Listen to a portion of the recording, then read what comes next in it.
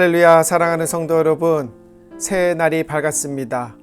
이 새날 첫 시작을 우리 하나님의 말씀과 함께 하시는 우리 성도님들 환영하고 축복합니다. 이 귀한 말씀의 시간에 우리 주님이 저희들에게 주시는 귀하고 복된 말씀 듣는 시간 되기를 간절히 소원합니다. 저희들 다 함께 사도신경으로 신앙 고백 하시겠습니다. 전능하사 천지를 만드신 하나님 아버지를 내가 믿사오며 그 외아들 우리 주 예수 그리스도를 믿사오니 이는 성령으로 잉태하사 동정녀 마리아에게 나시고 본디오 빌라도에게 고난을 받으사 십자가에 못 박혀 죽으시고 장사한 지 사흘 만에 죽은 자 가운데서 다시 살아나시며 하늘에 오르사 전능하신 하나님 우편에 앉아 계시다가 저리로서 산 자와 죽은 자를 심판하러 오시리라. 성령을 믿사오며 거룩한 공예와 성도가 서로 교통하는 것과 죄를 사하여 주시는 것과 몸이 다시 사는 것과 영원히 사는 것을 믿사옵나이다. 아멘. 이 아침 저희들에게 주시는 하나님의 말씀은 누가복음 2장 41절로 52절까지 말씀입니다. 제가 봉독하겠습니다. 그의 부모가 해마다 6월절이 되면 예루살렘으로 가더니 예수께서 12살 되었을 때에 그들이 이 절기의 관례를 따라 올라갔다가 그 날들을 마치고 돌아갈 때에 아이 예수는 예루살렘에 머무셨더라. 그 부모는 이를 알지 못하고 동행 중에 있는 줄로 생각하고 하룻길을 간 후 친족과 아는 자 중에서 찾되 만나지 못하매 찾으면서 예루살렘에 돌아갔더니 사흘 후에 성전에서 만난즉 그가 선생들 중에 앉으사 그들에게 듣기도 하시며 묻기도 하시니 듣는 자가 다 그의 지혜와 대답을 놀랍게 여기더라. 그의 부모가 보고 놀라며 그의 어머니는 이르되 아이야 어찌하여 우리에게 이렇게 하였느냐. 보라 내 아버지와 내가 근심하여 너를 찾았노라. 예수께서 이르시되 어찌하여 나를 찾으셨나이까. 내가 아버지 집에 있어야 될 줄을 알지 못하셨나이까 하시니 그 부모가 그가 하신 말씀을 깨닫지 못하더라. 예수께서 함께 내려가사 나사렛에 이르러 순종하여 받드시더라. 그 어머니는 이 모든 말을 마음에 두니라. 예수는 지혜와 키가 자라가며 하나님과 사람에게 더욱 사랑스러워 가시더라. 아멘. 이 말씀은 이 아침 저희들에게 주시는 하나님의 말씀이십니다. 저희들 함께 기도하겠습니다.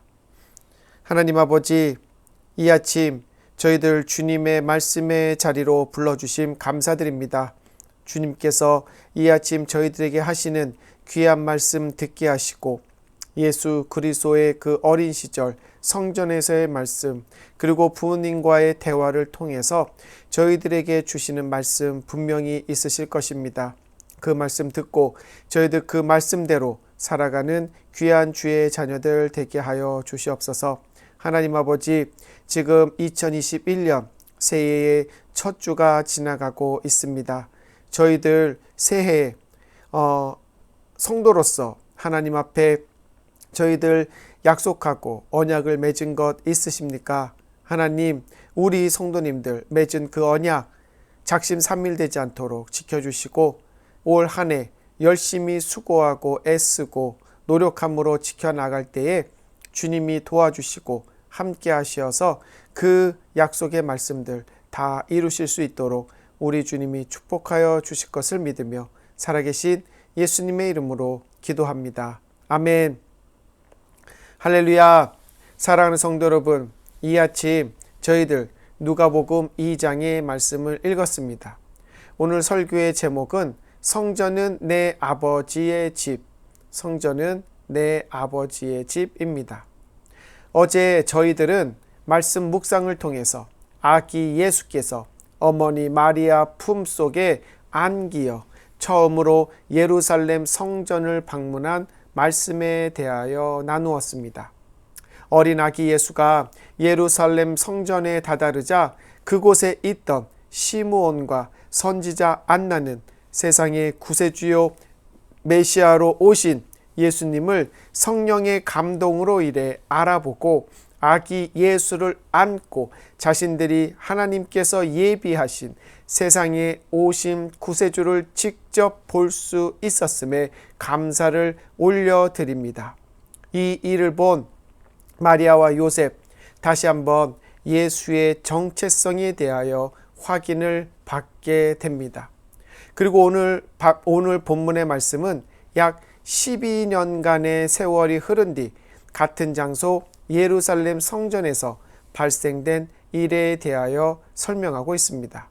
과연 어떠한 일이 일어났는지 알아보면서 은혜를 나누고자 합니다.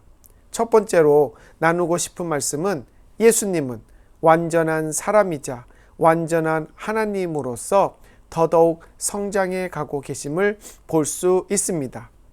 어제 마지막 말씀 누가복음 2장 41절에서 오늘 본문 첫 구절 42절 사이에는 12년의 갭이 있습니다. 이 당시 유대교에는 3대 절기가 있었습니다. 6월절, 77절, 장막절. 이 세 개의 특별 절기에는 특별한 사유가 있지 않는 한 모든 이스라엘의 그 남자들 그리고 가능하다면 식구들이 함께 예루살렘 성전을 방문하여서 절기를 지키기를 권면하였습니다. 근데 42절에 보니까 예수님과 마리아, 요셉은 지난 12년 동안 어떤 공백기 없이 매번 6월절 기간을 지키기 위해서 예루살렘에 왔었다라고 기록하고 있습니다. 이 유대교에서 가장 중요한 절기였던 6월절은 초막절과 함께 7일 동안 지켜졌던 절기였기 때문에 순례객들은 최소한 이틀 이상 예루살렘에 머물렀어야 했고 또 머무르기를 원했습니다. 예수님의 가정도 지난 12년 동안 이 6월절 절기를 잘 지키고 이 예수님이 12살 되던 해에도 6월절을 지키고 이제 나사렛으로 돌아갑니다.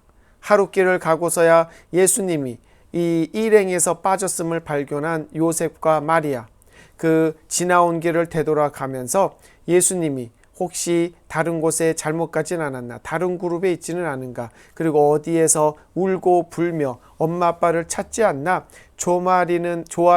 조마조마한 마음으로 예루살렘까지 갔습니다. 그리고 사흘 뒤에 이 예수를 예루살렘 성전에서 발견을 합니다. 근데 예루살렘 성전에서 발견한 예수님의 모습, 마리아와 요셉을 놀라키기에 부족함이 없었습니다.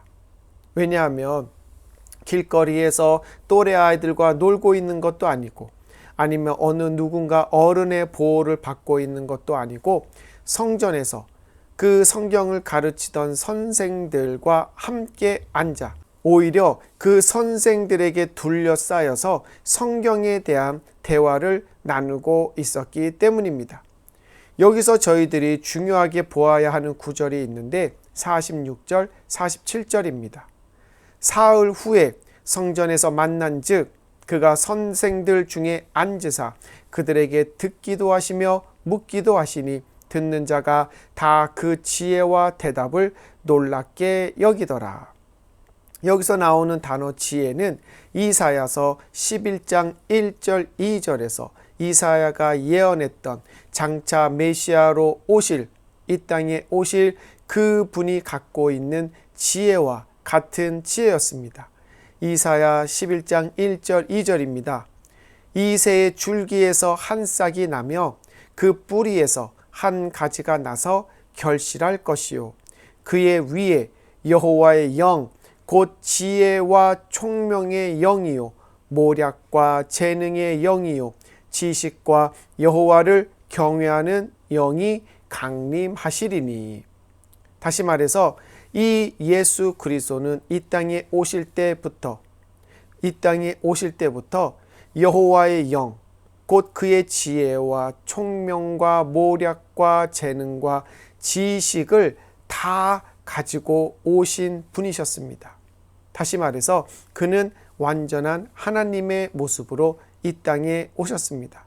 그러하였기에 비록 나이는 어렸지만 이 여호와와 같은 지혜와 총명이 있으셨던 예수님은 성경을 가르치던 선생들과 대화를 나누고 그 선생들은 그 예수의 말에 놀라움을 감추지 못하고 있다라고 기록하고 있는 것입니다.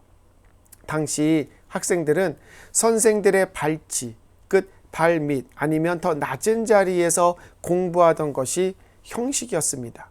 그런데 예수님은 선생들과 같이 앉았고 그것도 모자라서 그 선생들에게 둘러싸여서 오히려 선생들이 그 아이 12살 난 아이가 어떤 말을 하는지 그것을 듣기 위해 더 귀를 기울이고 있었던 모습, 마리아와 요셉이 보고 놀라지 않을 수 없었습니다.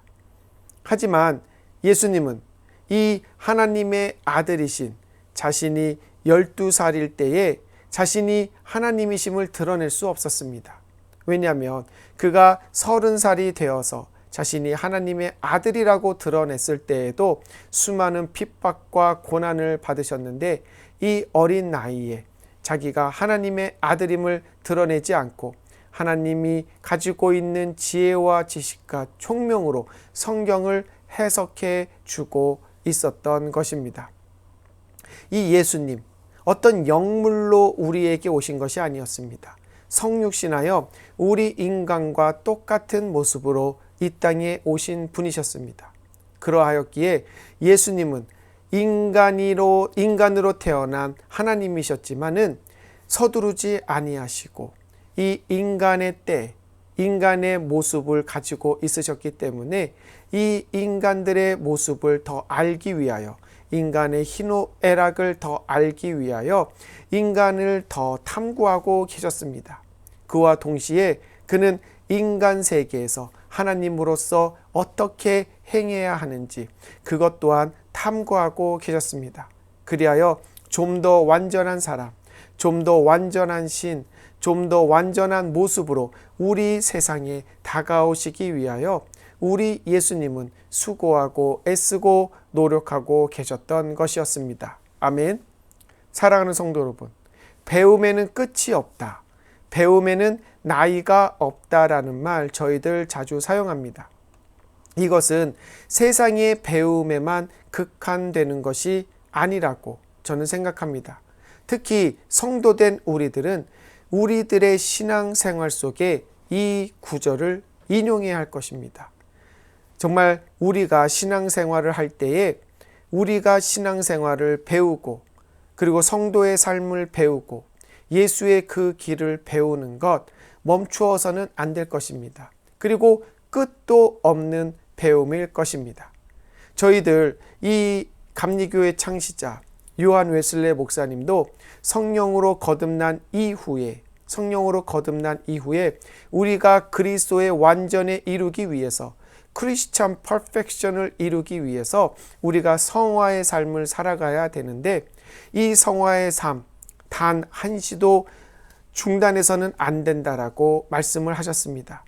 그리고 이 성화의 삶을 살기 위해서는 우리 인간의 힘과 인간의 지혜와 지식과 능력으로만 할 수가 없고 이룰 수가 없는 것이기에 우리는 성화의 삶을 살 때에 성령의 은혜와 인도와 도우심을 구해야 한다라고 말씀을 하셨습니다. 비록 저희들 이 그리스도의 완전 크리스찬 퍼펙션을 이루지는 못한다 할지라도 저희들 이 그리스도의 장성한 분량에 이를 수 있도록 그분의 발꿈치에라도 도달하기 위해서 우리의 신앙생활에는 이 배움과 성숙을 위한 끊임없는 노력 멈추지 않아야 함을 우리 성도님들 꼭 기억하시기를 주님의 이름으로 부탁을 드립니다.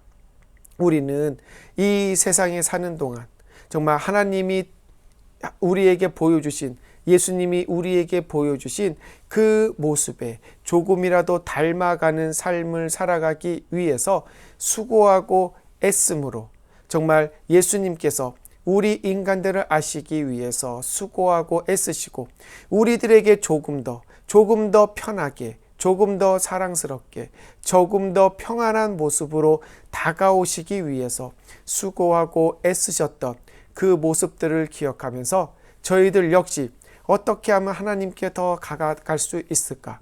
어떻게 하면 예수님께 더 다가갈 수 있을까?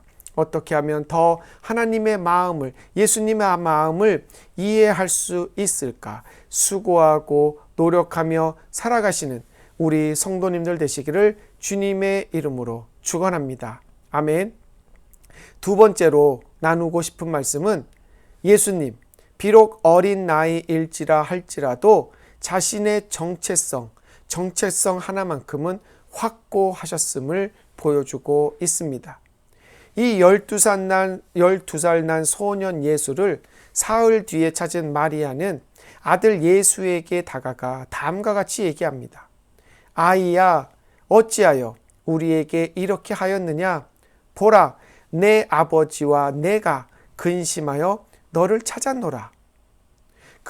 그럴 때 예수께서 어떻게 대답을 하십니까? 예수께서 이르시되 어찌하여 나를 찾으셨나이까? 내가 내 아버지 집에 있어야 될 줄을 알지 못하셨나이까? 라고 대답을 합니다. 지금 마리아와 소년 예수가 지칭하는 아버지가 다름을 성도님들 어떻게 캐치하셨습니까? 마리아는 예수님의 아버지를 내 아버지, 즉 요셉으로 이야기하면서 얘기합니다. 내 아버지와 내가 너를 근심하며 찾았노라. 하지만 예수님, 이 자신의 아버지를 요셉을 지칭하지 않고 내가 내 아버지 집에 있어야 할 줄을 모르십니까? 즉 하늘에 계신 하나님을 자신의 아버지로 칭합니다. 여기에서 예수님의 말씀에 많은 의미를 찾을 수 있는데 그 많은 의미 중에 제가 두 가지만 말씀을 드리자면, 하나는 나는 세상에 아버지의 뜻에 따라 살기 위하여 왔지 세상의 육적인 아버지 아니면 육적인 어머니 아니면 세상의 어떤 가르침에 따라 살기 위하여 온 것이 아니다라고 말씀하시는 것입니다. 또 하나는 내가 이 땅에 내려온 것은 아버지 하나님의 나라를 가르치기 위해 온 것이지 누구의 가르침을 받기 위해 온 것이 아니다라고 밝히시는 것입니다. 마리아와 요셉, 예수님이 성전에서 말한 내용을 그때 당시에는 전부 다 이해하지 못하였습니다. 왜냐하면 어린 아들을 잃어버렸다는 그 놀란 마음이 더 컸기 때문일 것입니다. 하지만 51절에 보면 나사렛에 돌아온 뒤에 마리아는 이 모든 말을 마음에 두었다. 이 모든 말을 마음에 두었다라고 기록하고 있습니다.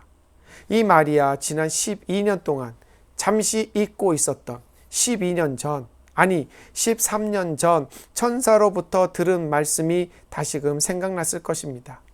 그 아이는 지극히 높으신 이의 아들이다. 그리고 거룩한 하나님의 아들이라 일컬음을 받을 것이다 라는 그 말, 하나님의 아들, 메시아, 구세주, 그리고 우리를 구원하실 그 리디머로 오셨다라는 그 말씀이 이 마리아의 머릿속에서 상기되고 있는 것입니다. 사랑하는 성도 여러분, 저희들 이 땅에 살아가면서 참 여러 이름으로 불려집니다. 아들, 딸, 엄마, 아빠, 사장님, 선생님, 학생, 사위, 며느리, 남편, 아내, 성도 등등등. 성도님들, 이 위에 여러 리스트 중에 누구로 불리우시는 것이 가장 마음에 드십니까? 제 생각엔 아마 그때그때 다른 것 같습니다. 아들로도 좋았다가, 아내로도 좋았다가, 학생도 좋았다가, 남편도 좋았다가, 사장님도 좋았다가. 각 자리마다 장단점이 있어서 쉽게 고르실 수 없을 것입니다. 근데 제가 말씀드린 여러 가지 리스트 중에 한 가지만 빼고 나머지 그 이름들은 인간 대 인간의 관계에서 나온 그러한 이름이지만 성도라고 하는 그 단어는 하나님과 인간과의 관계를 통해서 나온 이름임을 기억하시기 바랍니다. 저희들 성령님의 강권적인 부르심에 붙들리어 거듭난 이후로는 저희들 아들로 살든 아내로 살든 며느리로 살든 학생으로 살든 사장님으로 살든 우리는 성도입니다. 언제 어디서 무엇을 하든지 우리는 성도로 살아갈 수밖에 없습니다. 믿으십니까? 아멘. 성도, 거룩한 길을 가는 자, 즉 예수님의 사도로서의 삶을 살게 되었는데 이것은 인간의 편에서 끊고 싶어도 끊을 수 없는 이 성령님의 인치심으로, 인두로 지짐을 받는 듯한 그 인치심으로 받은 관계가 되어버렸기 때문에 우리들 그 관계를 끊을 수가 없습니다. 그런데 저희들 주변에 보면 성도님들 중에 성도로서의 삶을 살지 못하는 분들 종종 보게 됩니다. 둘 중에 하나일 것입니다. 아직 인치심을 받지 못했는데 인침을 받은 척하며 살던가, 아니면 인치심을 받았다는 것 인정하지 못해서, 아니면 어떤 실족하는 일이 생겨서 그것을 거부하고 멀리하고 살아가든가. 그런데 저희들 한번 성도로 예수 그리스도의 사도로 인치심을 받았다라는 것은 우리들, 제가 조금 전에 말씀을 드렸듯이 언제 어디서 무엇을 누구로 살아가든지 우리는 성도로 살아갈 수밖에 없다라는 것을 말하고 있음을 잊지 마시기를 바랍니다. 아멘. 우리 성도라고 하는 이 정체성을 잊지 말아야 할 것입니다. 좋을 때나 나쁠 때나, 평안할 때나 어려울 때나, 행복할 때나 슬플 때나, 그리고 부자일 때나 가난할 때나, 나이가 들었거나 젊거나, 우리가 언제 어디서 무엇을 하든지 우리는 성도입니다. 근데 저희들 너무나 이 성도임을 잊고 살아갈 때가 많이 있습니다. 예수님은 나는 하나님의 아들이요, 메시아요, 구세주요, 그리고 세상의 왕 중의 왕, 평강의 왕으로 오셨음을 한시도 잊은 적이 없으셨기 때문에 그는 이 땅에 사시면서 그 어렵고 힘들고 고난과 고초의 삶을 살아가시면서도 내가 하나님의 아들로 어린 양으로 이 땅에 왔음을, 그 정체성을 잃지 않음으로 인하여서 모든 것을 성취하시고 다시금 천국으로 승천하실 수 있었습니다. 아멘. 우리들 역시 성도로서의 정체성을 잃지 않고 살아갈 때 우리들 그 어떤 어려움도 이겨낼 수 있고, 이 어려움, 성도의 끝의 결과는 우리가 영생의 자리에 올라가는 그 마지막 심판대의 자리에서 잘했다, 충성된 종아, 너가 나와 함께 영원히 있을 것이라는 그러한 축복의 말씀을 듣는 결과로 드러날 것임을 믿으시기를 바랍니다.